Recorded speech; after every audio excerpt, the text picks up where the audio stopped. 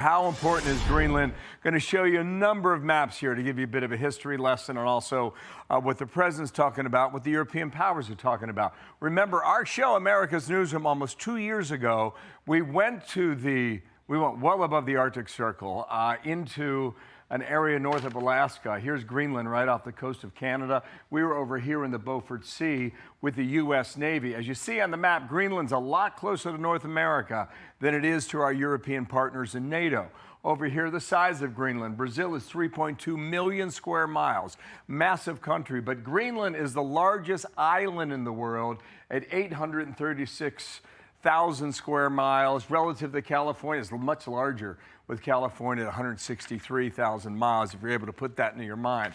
Come over here. I'm just going to show you a few things here. I know there's a lot of moving parts on this map.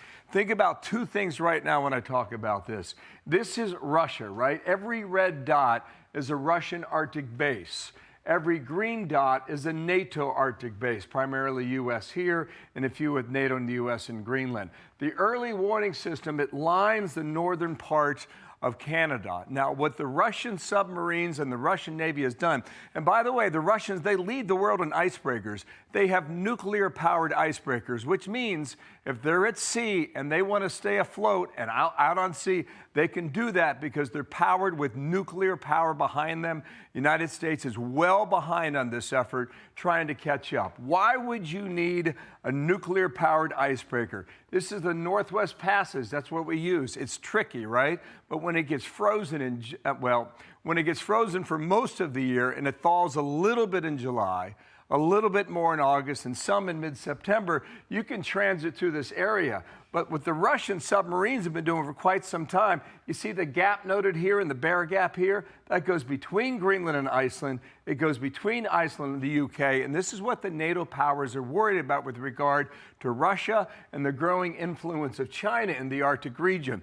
Here's another map for you, all right? Washington, D.C. to the capital city of Nuuk in Greenland, 2,000 miles. Moscow in Russia to the capital city of Greenland, 2,000 miles. Denmark somewhat closer at 1,800 miles, just to give you a sense of relativity. See all these lines on the map over here?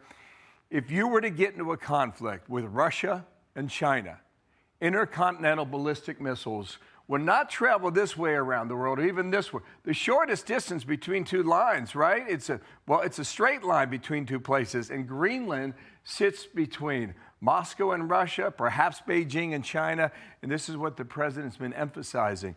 You need that area, he argues, in order to put your future space golden dome in Greenland to prevent the threat of Russia and eventually China, perhaps, down the road if you were to get into a conflict. So that's the argument he makes. Excellent explanation, and the maps were very, very helpful. I appreciate that, to our team putting all that together. Yeah. And then, Dana, you get into the argument of natural resources and what's there. Remember the other day we said when Seward's Folly did the deal with Russia in 1870, they did not discover gold in Alaska until 20 years later. Right. So who knows what's in Greenland beneath that ice?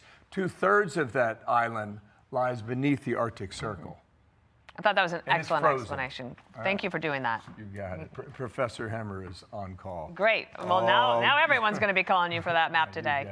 Hey, it's Will Kane. Click here to subscribe to the Fox News channel on YouTube. It's the best way to get our latest interviews and highlights. And click to subscribe to the Will Kane podcast for full episodes right now.